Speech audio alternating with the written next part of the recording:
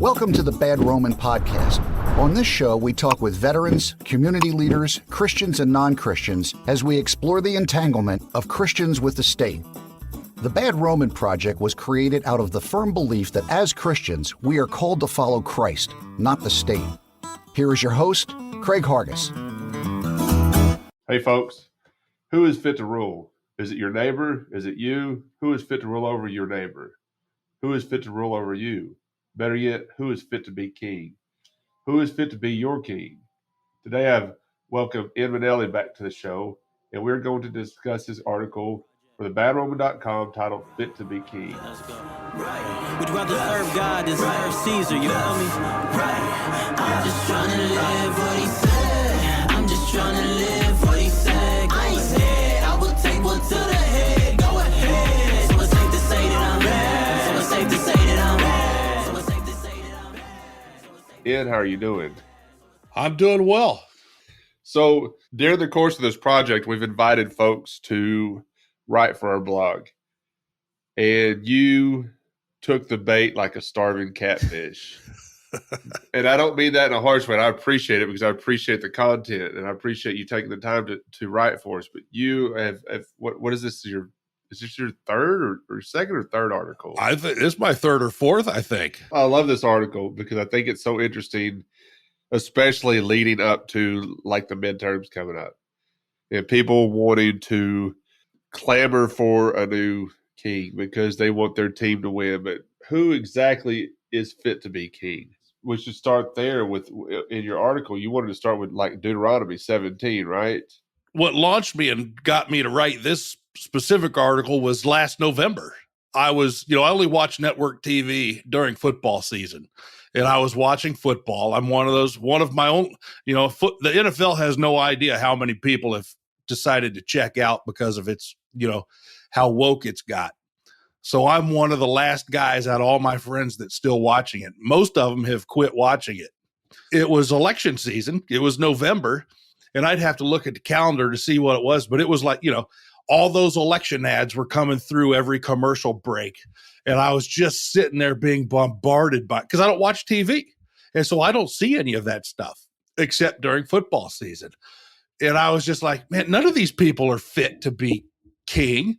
Why am I being bombarded with this? And why in the world would I vote for the lesser of two evil, that whole argument, because it's still evil and all of that. And so it just so happened that the next morning after watching football that night, I was in I try to read the Bible every year, and I was reading Deuteronomy 17 that morning.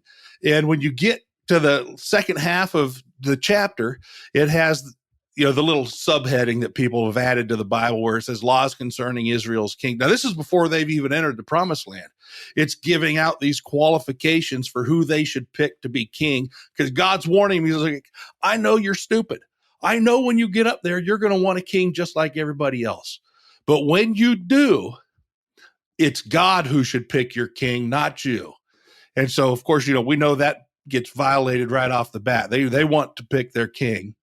And then it says, right, if you start at verse 16, the king must not acquire many horses for himself or cause the people to return to Egypt to acquire many horses. So that's really he shouldn't be pining away for warfare and battle. But when you go back and you start reading Kings, what does each one of them do? They're buying chariots all around. They're all trying to expand their army. And then, of course, driving people to go back to Egypt. That's because Egypt was like the land of plenty because they had the Nile River and food, and a bad king is going to cause, bad harvests. And so people would then want to go back to Egypt and live in subjugation. And, and then you get to 17. He shall not acquire many wives for himself, lest his heart turn away. And, that's just a shot right across the bow of Israel's kings. David had a bunch of wives. Solomon, the second king, he had so many wives and concubines that it's, I consider it, I can't even imagine 400. Could you imagine having concubines like that? Good grief, 400? Yeah. Can you imagine it? I got one wife, and I can't find one woman to tolerate me. One to tolerate me. try to make 400 or get 400 to tolerate me? No.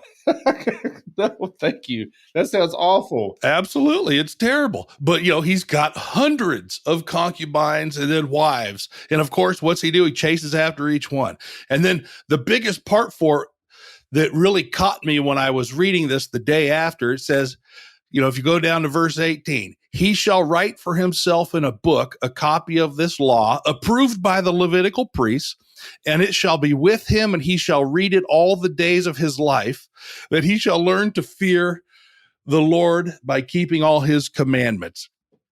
And so it's like, okay, so this godly king should keep and now you notice it says approved by the priest. So it's not that the king is picking this, it's priest class is saying, okay, you need to read this, king, and then make a copy and carry it with you and study it every day. And I was like, and so when I was like, man, imagine if one of our presidents or a senator or a mayor, any of those people, when the day they took office said, you know what, I promise, I'm going to make a handwritten copy of the New Testament and I'm going to carry it with me. It kind of is. It's funny because when you say it like that, because I used to be a constitutionalist, so people they swear an oath to this United States Constitution, all of them, even mayors. I mean, all the way down the line, right? And none of them follow it.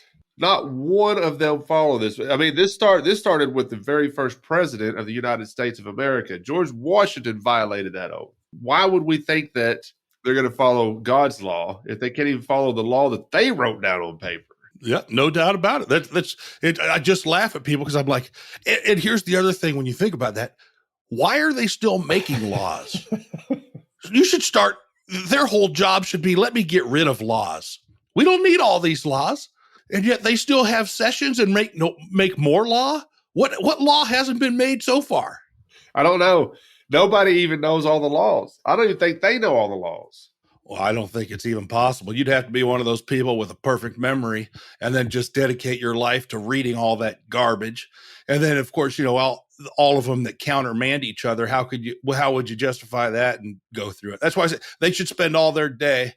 They should be tied to a chair and forced to eat nothing but bread and water and just repeal laws all day long. That's about all they're good for.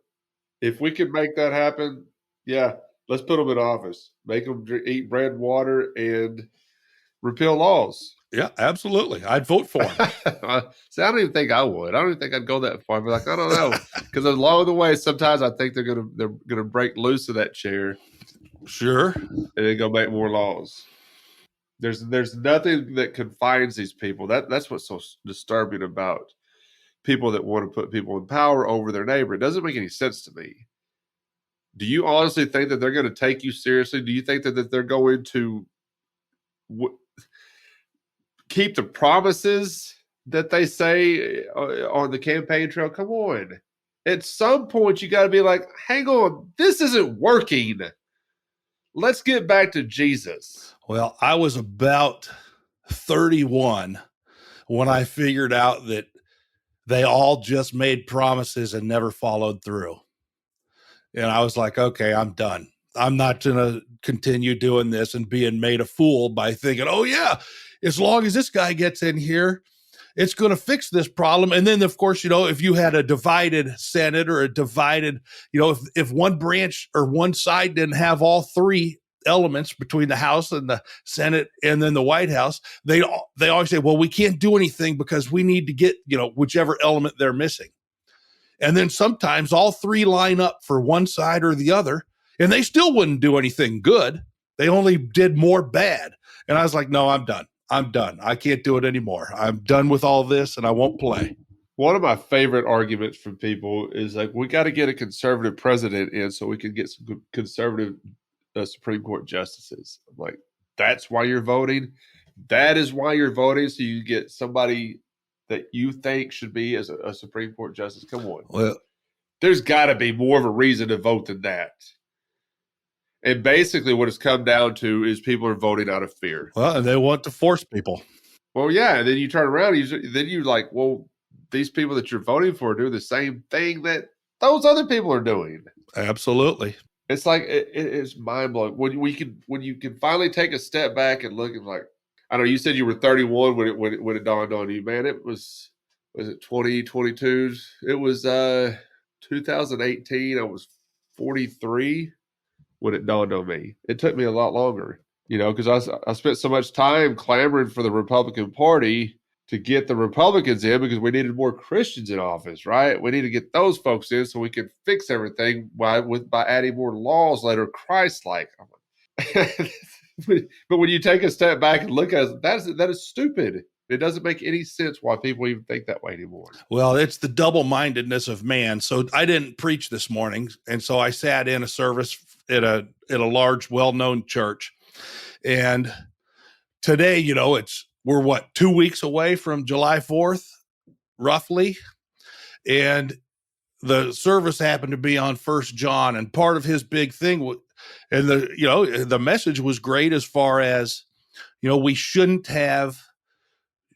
put nothing before Christ. We should only worship him. We shouldn't worship the world or all the elements of the world. And I looked at my wife sitting right next to me, and she tried to look away from me because she knew what I was going to say. I was like, you wait, because they'd already said, I was like, in 2 weeks, they're celebrating the United States. And he was invalidating every single thing he's talking about today because they're having a whole service to celebrate the United States and worship the government and how great it is being an American. And I'm like, you just had an entire service today where you said we shouldn't worship the things of the world, but only the kingdom. And now you're talking about how great it is to be an American. And I'm like, you see, you can't have it both ways. But that's how the American church is. It's a double-minded church. It just doesn't see it. Well, you're better than me because I would have got up and walked out. I have a real hard time going to church these days, and I haven't been in several months. And I've been looking into some Orthodox churches because I'm trying to get back to the early church as close as I can. The problem I'm running into with the Orthodox churches, they seem to have locked in with Constantine. Yeah, that was the whole change of everything. They become a state church, and I can't get past that. That has bothered me. I was talking to my friend Paul about it. We have these Zoom meetings out of our discussion group. We do Zoom meetings once a month, and I was talking to my friend Paul about it. He goes, "You should be stumbling over that because he goes, I'm having trouble with it, and it has not changed. I mean, even the Baptist, all of them have some kind of way of being locked into the state. It is so disappointing."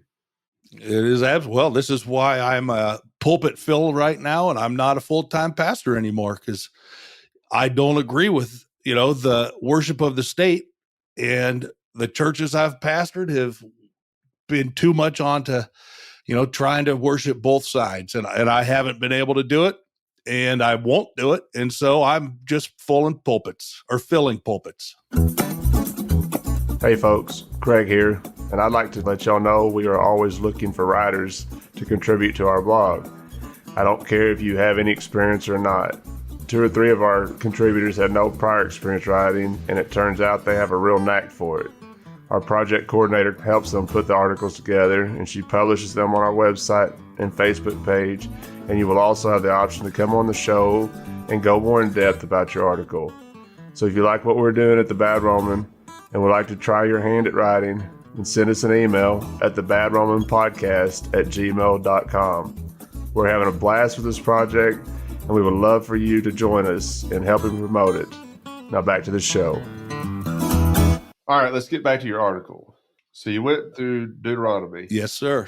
Do you want to talk about Timothy 3:10 through 17? Because you mentioned that right off the bat too, as well in your article. You want to talk about that a little bit?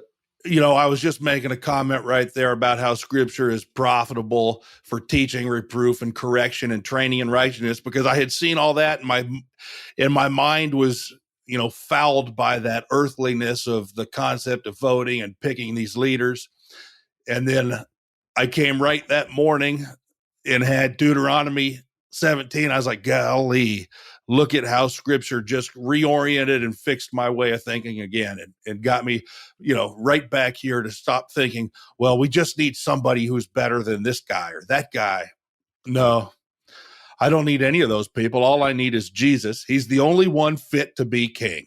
The only one. Why do you think Christians run to the voting booth? What is going on here? one, they're indoctrinated to think that it's their civic duty and their Christian responsibility. And so this is ingrained in them in public school that you have to vote. And it's not like you get to pick who you're voting for. You're only picking between the horses that they put in front of you. And so you're picking from, the most depraved individuals in the country are running for office. And then, but you've been told your entire life that it's your civic duty to do it. And then, so Christians think, they just, for whatever purpose, they twist the Romans verse about having to follow leaders. And instead of following the leaders in the church have failed the Christians in the pulpit, in the pews, to think that, wait a minute, you need to be worried about these earthly matters instead of the heavenly matters and the kingdom matters. And so people are just confused. They prefer thinking about the worldly events. And I run across this with libertarians as well, too, because they feel like they can do something through the state to stop tyranny, to slow down the tyranny. And it's about the message. We're going to get the message out about liberty and all this garbage. And I'm like, you're doing it through the state. That doesn't make any sense. Didn't Jesus tell us that he set us free? And you're expecting the state to do that? Come on. Where are we at this point in this country? And I can't speak for other countries. I can speak for the United States. Where are we at right now in this country that we think that anything's going to change? I think we're watching the fall of the empire in real time. If you look at what's going on around us right now, we are seeing this happen right before our eyes. Let it fall. I don't, at this point, I don't care. Let it fall. I don't need them, because all they've done is made things worse for everybody. We went back to right pre-COVID, when that was just starting. A lot of anarchists, and I'll even give libertarians some credits on this too, we're saying, hang on a second. Everything the state touches, they screw up. Why the hell are you going out there and putting more people in power? Why don't you just walk away? I can't, for the life of me, I cannot understand why people continue to do this. It's insanity. Well, I think I can explain it for you. Okay, please do, because this has been driving me crazy lately. I talk to people all the time about this at work, and I was like, are you not paying attention to what the hell's going on in front of you right before your eyes? Well, yeah, if you think about it like being in the Babylonian captivity, then it makes sense.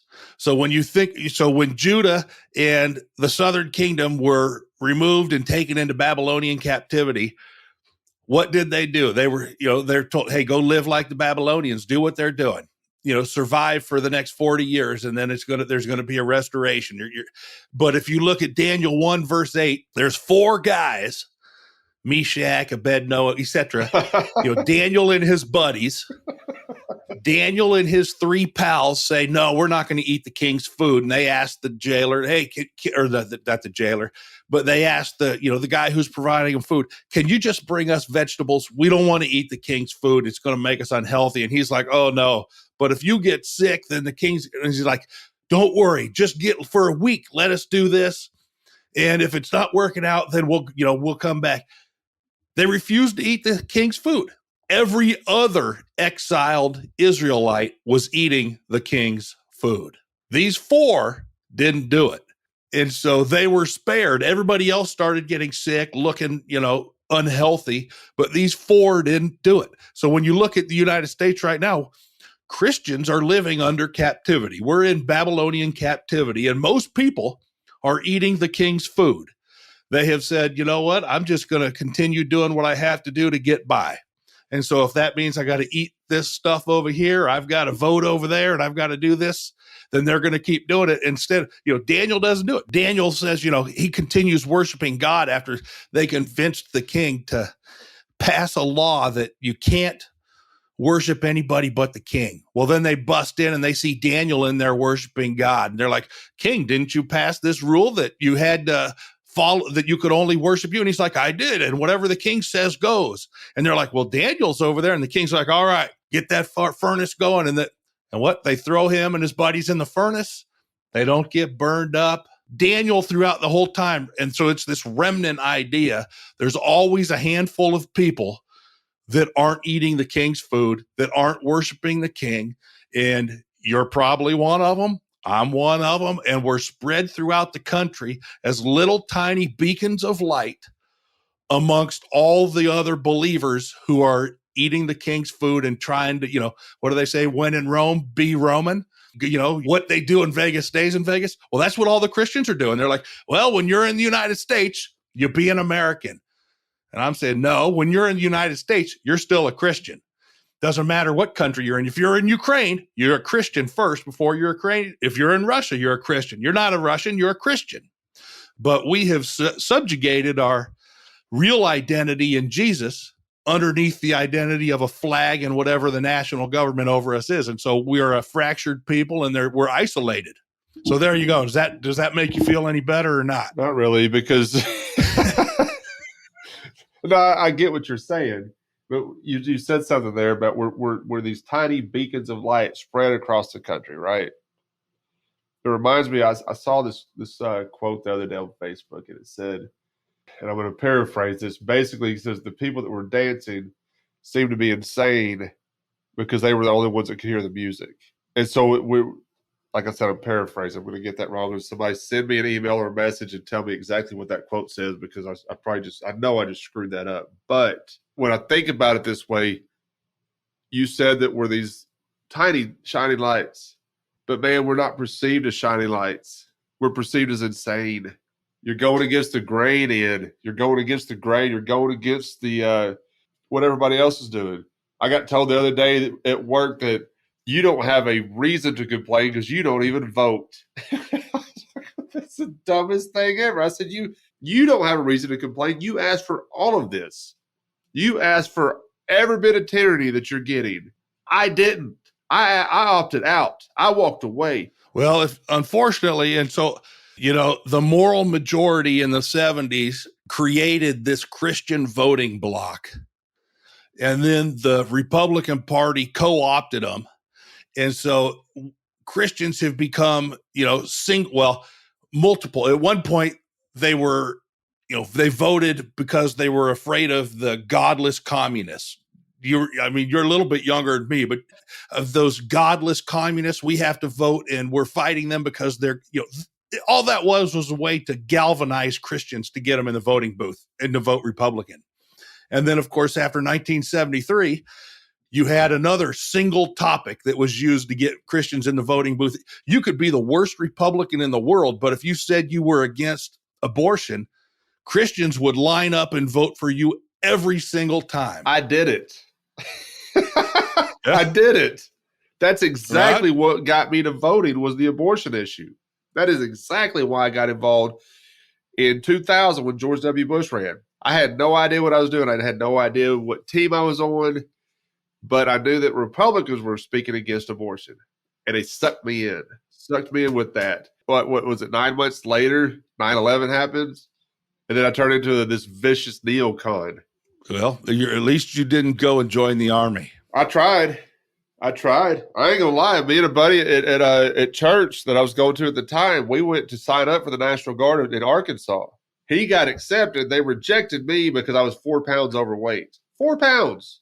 They said, you can go join the Marines. I was like, I'm not trying to do this full time. I just want to go shoot somebody in the face because they knocked down some buildings in New York City. That's all I was thinking.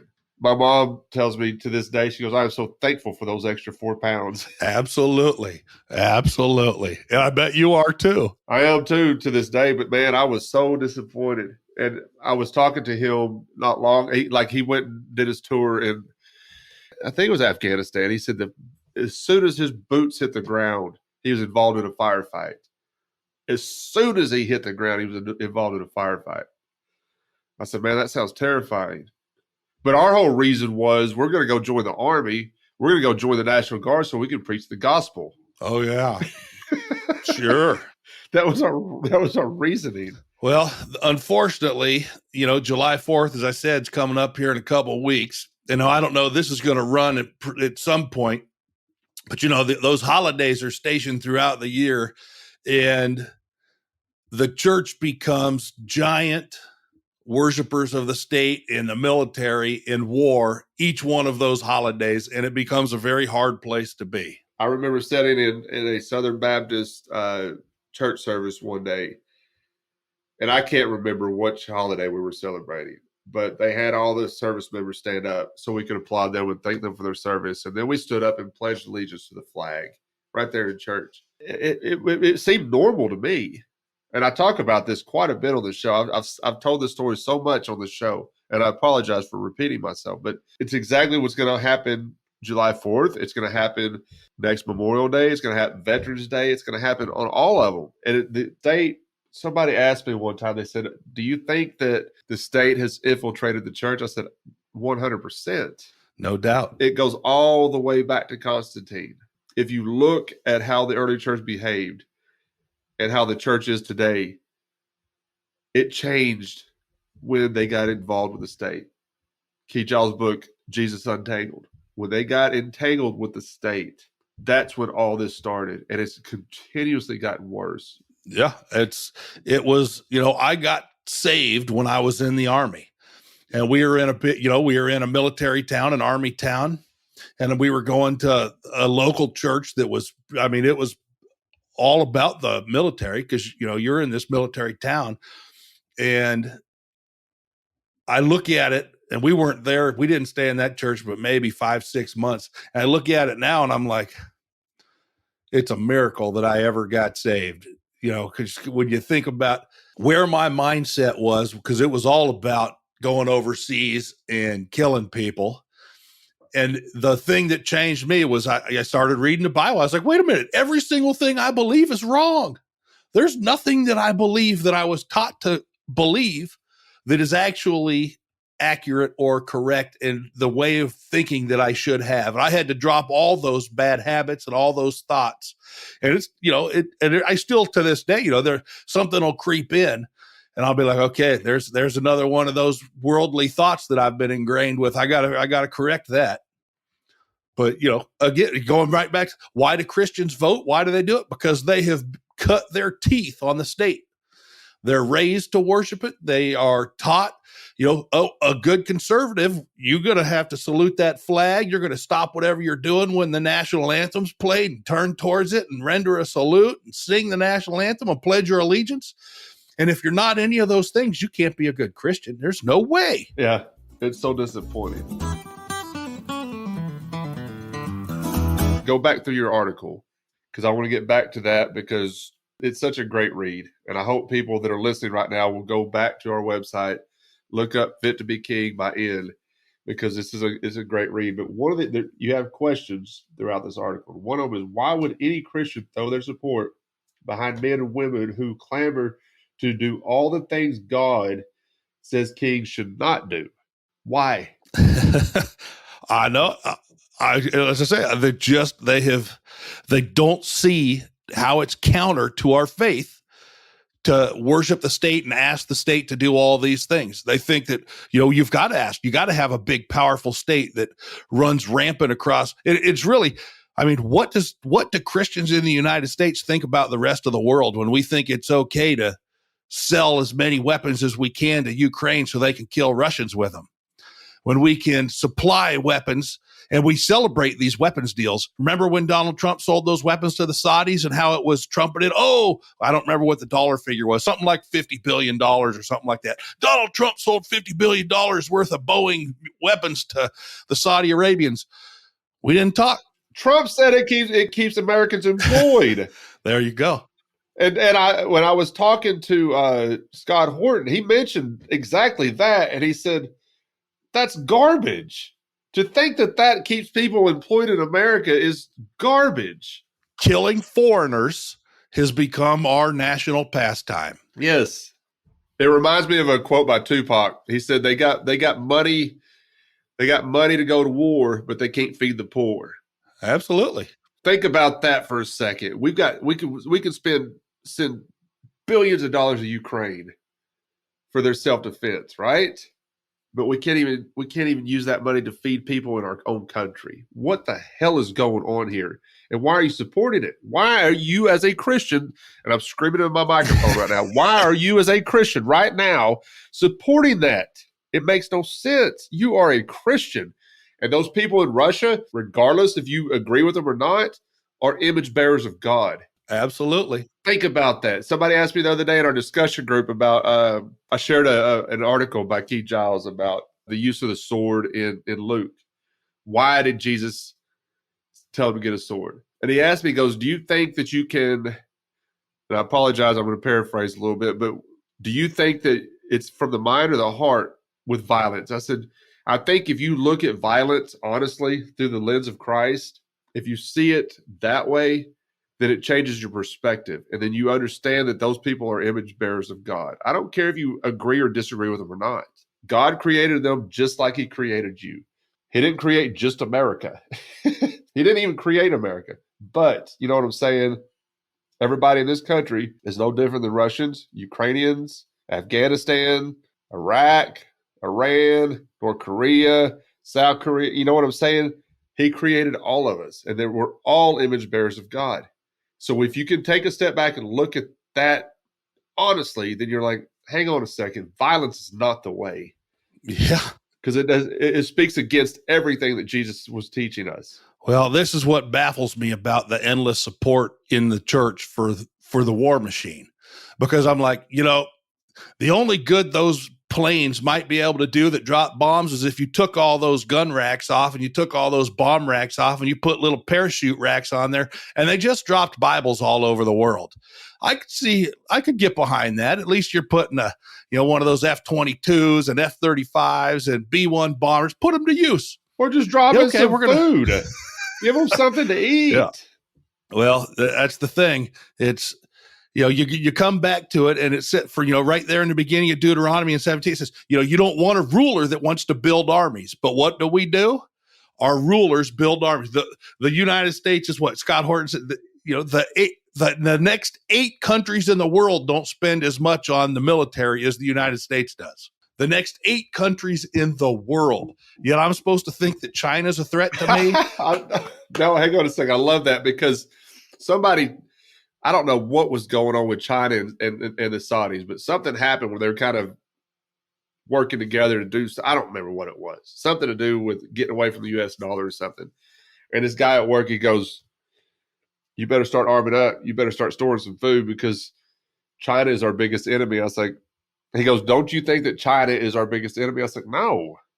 My biggest enemy is my very own government.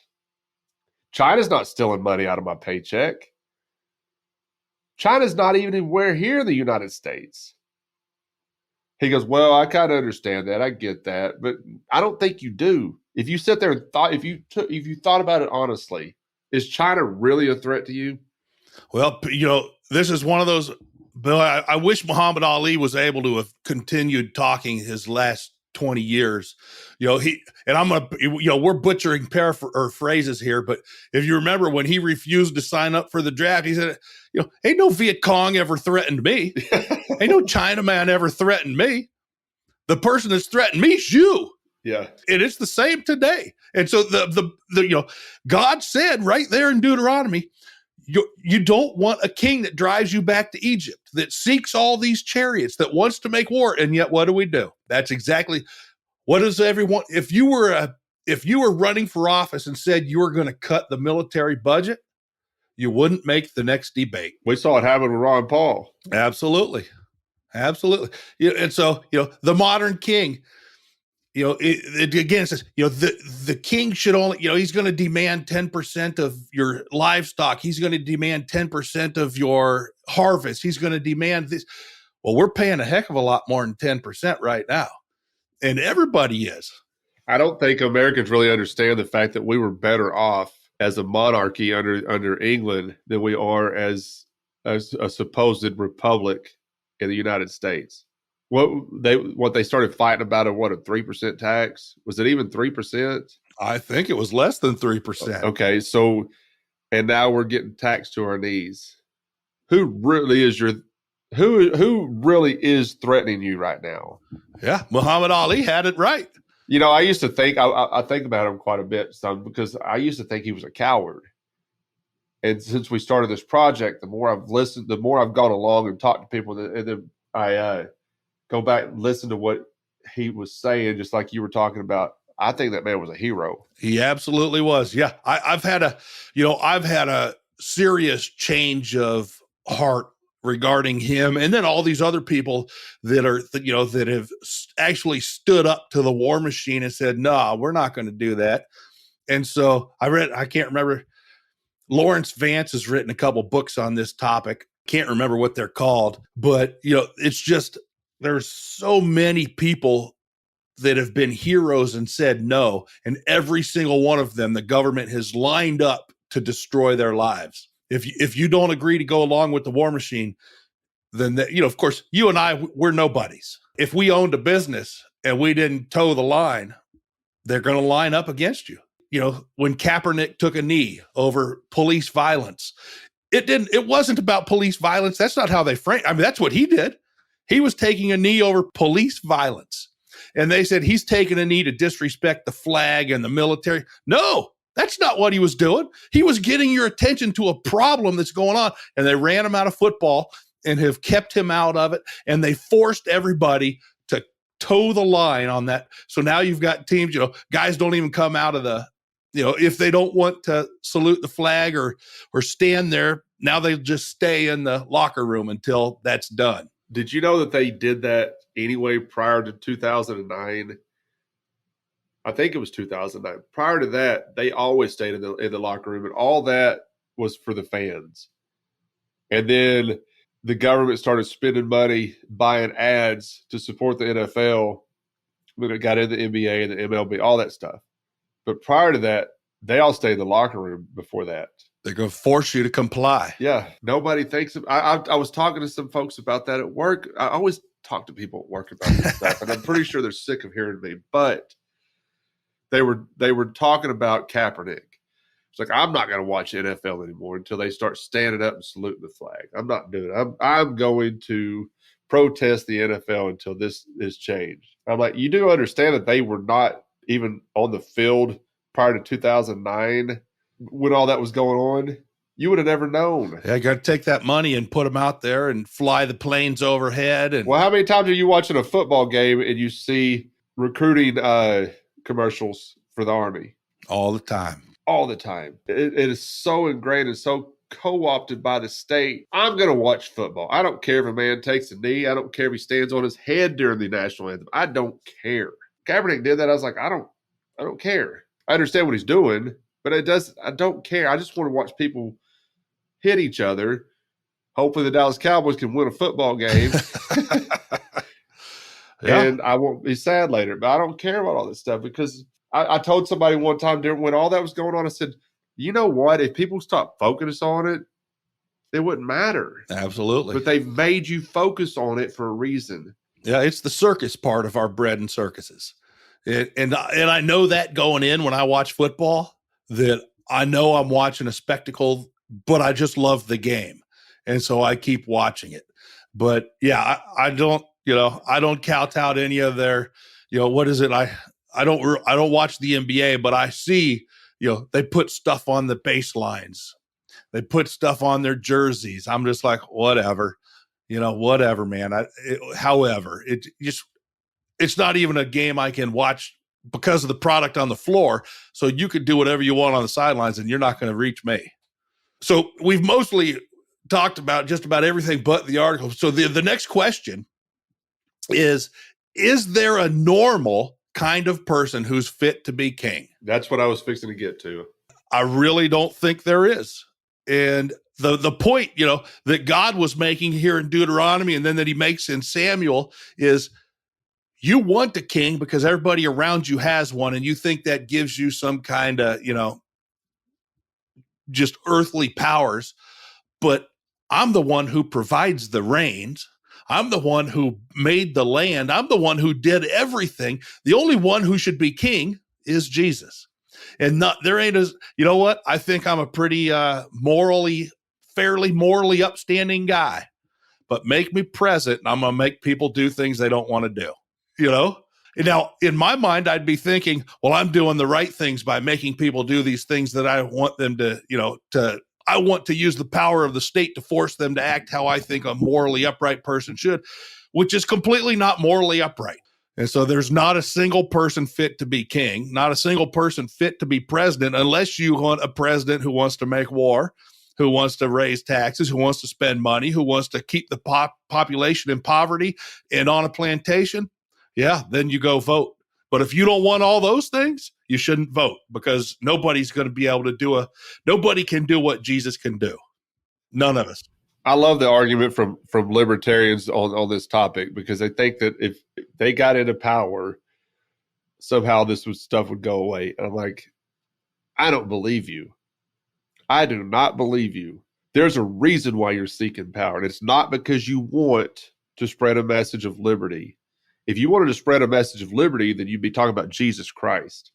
You wouldn't be talking about, well, if I get this guy elected, if we get more libertarians in office, then it's going to change things. This guy at work the other day told me, he goes, I think you should probably run for office. I've heard this from too many people. And I was like, no, I have no interest in trying to change the mafia from the inside. It's impossible. You cannot do it. You cannot change the mafia from the inside. You want to change the mafia? You got to change their hearts. You know how we change people's hearts? You talk about Jesus Christ. You talk about the teachings of Christ. Somebody on my Facebook page the other day told me that she goes, well, there's a chance that Jesus wasn't even a real person. I was like, all right, let's assume for a second that you're right. Let's assume for a second. But what have we lost by following his teachings? What have we lost? Even if he's not a real person, think about what he was saying. Let's try that. Let's try, as Christians, to work on the fringes of society, helping those in need, feeding the poor, helping our neighbor, even loving our enemy. Man, can you imagine what would change in this world if we even tried that? Christians are so corrupted by the state, by being ingrained with the state, that they can't even see that. So last weekend, I preached out of Luke 12.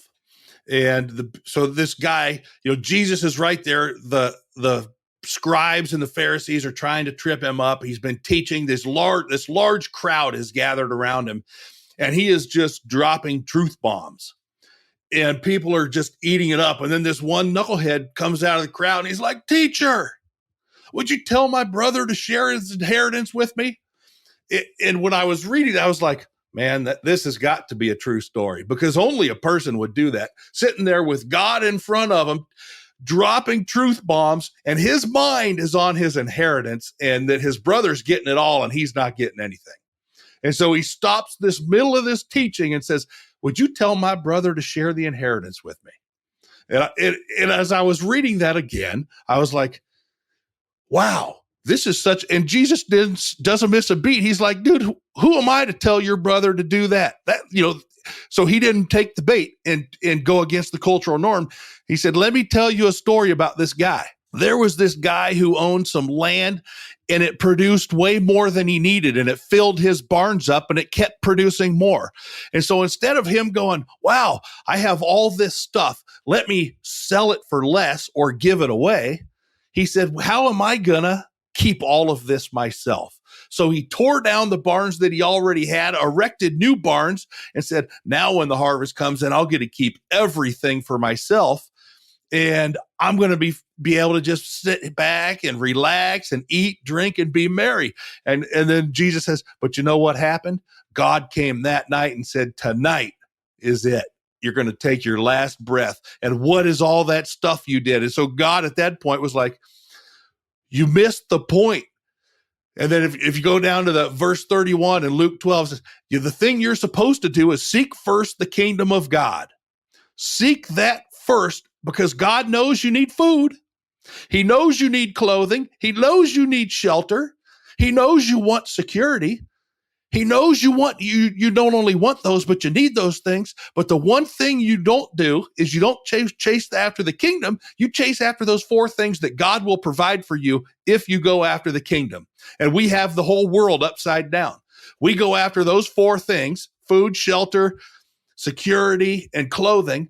And the kingdom, that's in the trunk. We might get to it every now and then. We might have a VBS. We'll volunteer at VBS in the summertime and give the church, 3 days out of the summer to do. Meanwhile, God says to do the exact opposite. Jesus says, no, you pursue the kingdom from morning till sunrise or sunset. All day long, you pursue the kingdom. And if you're doing that, God's going to provide everything else for you. But we don't want to hear that in the church. And so, I preached that last week, and people don't want to hear it. Because, how many people are telling people about Jesus in the church? How many? Not very many. No, that stuff is so interesting because he's already said it's going to be provided, and yet people still worry about it. Exactly.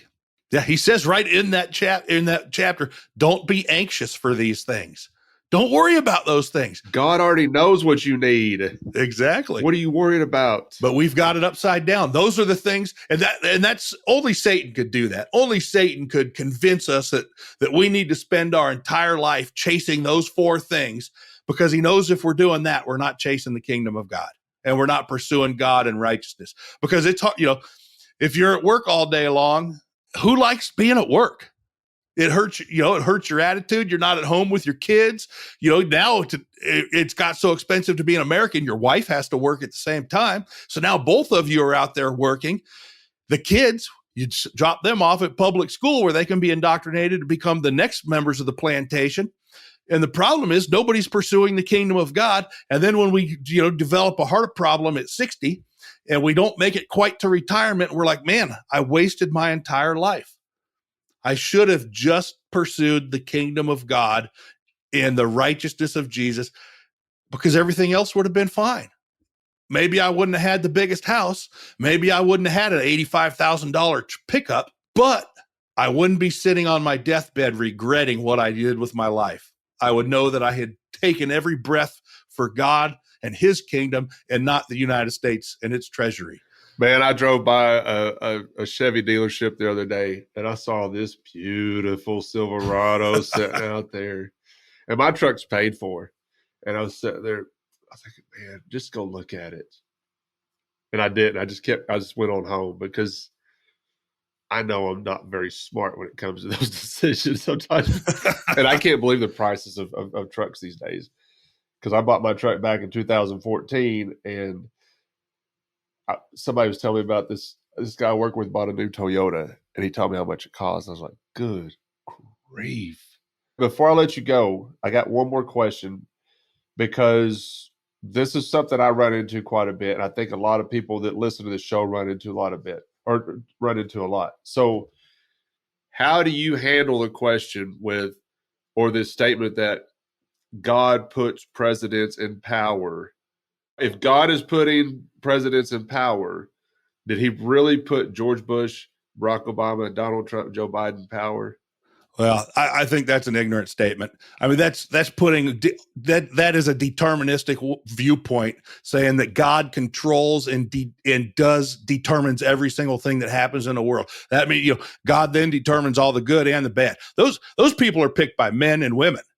Those are hand-picked because they're the most corrupt people, and that's why they get picked for those jobs. God's not picking the most corrupt person to put it. Now, God can use corrupt leaders, and he can use earthly leaders to get his will done, but God's not going to put just a corrupt, bloodthirsty individual in power, because that's not what God does. God allows men and women to do what they want to do. He gives us the free will to choose, and we almost always choose wrong. So yeah, God didn't put who's Biden on the throne in the United States. He's not handpicked by God to be the president right now. He was picked by a bunch of people. We could go, that's a whole nother topic right there. But he was picked well beforehand and put on the throne in the United States, and it wasn't by God. Now, that doesn't mean God was picking Trump, because he certainly wasn't picking Trump either. God's not going to pick these. I mean, we've talked this entire discussion has been God's going to pick your next king, and the king, and he did. God picked Jesus. We should all only have him on the throne. There you go. He did pick the king. He picked, we can call Jesus the president. We can call him the prime minister. God has him ready to be the leader of every single person's life in the entire world. We just reject him as leader, and we want a king instead, an earthly king. Man, brother, I love your article, and I love the fact that you take the time to spend some time with me to talk about these things. I really always enjoy our conversations, and thank you again for coming on the show. I'm sure we're going to do this again at some point, because, like I said, you took the bait like a starving catfish. I'm looking forward to your next article when you get time to write for us. I appreciate it. You don't know how much it means to me when people do that for the website, because it really helps the project. It really helps keeping that message going out. And it really means a world to all of us that people take the time to sit down and write something for us. And I encourage anybody listening to this, if you've got an idea about anything that in regards to this project, write it down, send it to us, badroman.com, the badromanpodcast@gmail.com. Send it to us. We really do enjoy the interaction. We enjoy the engagement with folks. And Ian, do you got anything you want to plug before I let you get out of here? Well, I guess I've written a handful of books, and if people wanted to help keep me fed, I would greatly appreciate it if they went to the Amazon machine and ordered some of my books.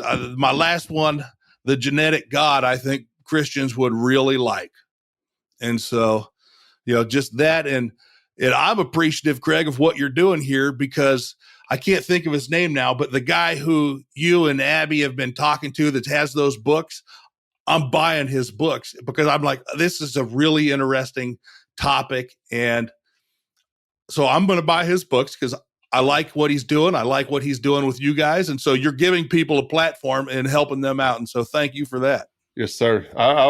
That's one thing I wanted to do with this project is I never wanted it to be about me, not whatsoever. So if we could use our small platform to help promote somebody else and what they're doing out there, because we need that. We need to help others get their message out. And I'm a big fan of getting people on the show so they can tell other people about the stuff they're doing out there, because there's a lot of stuff going on out there that people haven't heard of yet. And if they can hear about it on the Bad Roman podcast, that's pretty cool to me. I'm a big fan of that. Well, the thing about it, what it does is it keeps, because we all feel isolated, and there's people right now that are in their churches gritting their teeth every single time one of these big national holidays comes up, and they're like, this isn't what we should be doing in church today. There's people all across the country that are thinking rightly about how they should actively practice their faith, but they always feel isolated because there's just not that many of us. And Elijah felt isolated. He was he was ready to commit suicide. He felt so isolated, and God's like, no, dude, I have 7,000 who haven't bent the knee to Baal. Don't you worry about it. You're not alone. And so, I often feel very alone, especially as a pastor. I know that there's just not many that think this way in the pastorate. And so that's why this is so important, because all those people that are feeling alone out there and maybe stopped going to church or even don't go to church because they think it's a complete waste of time. This lets them know, wait a minute, it's not all bad. There's good out there that's being done, and I'm not alone. Yeah, that is so true. That is so true. And I think that's something we need to keep in mind, is that we're not alone. I've learned that through this project. I've learned that by talking to folks like you on the show and in our discussion group on Facebook.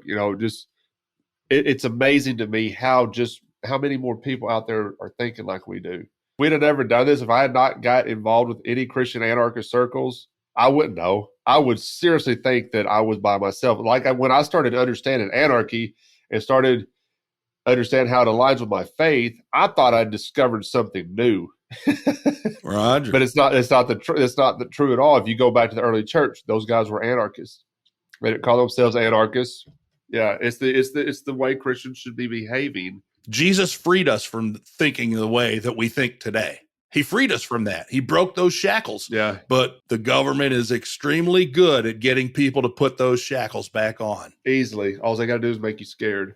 And I think that's a lot of what's going on, is people have walked away from the security that Jesus and the freedom that Jesus gave us, because it's the same thing that happened to the church. We're going to go on another rant here, but it's the same thing that happened with Constantine, because he provided them some kind of security when they were being absolutely executed by the state, right? And they fell for it like starving catfish. All right, buddy, I'm gonna let you get out of here and get back to your family and go feed those 3 dogs and 2 cats, and tell your wife to stop bringing them home. Thanks for joining us this week on the Bad Roman Podcast. Be sure to subscribe to the show wherever you find your podcasts to never miss an episode. And while you're at it, if you like what you heard, we'd appreciate a rating on iTunes. Or if you'd simply tell a friend about the show, it really helps people find us.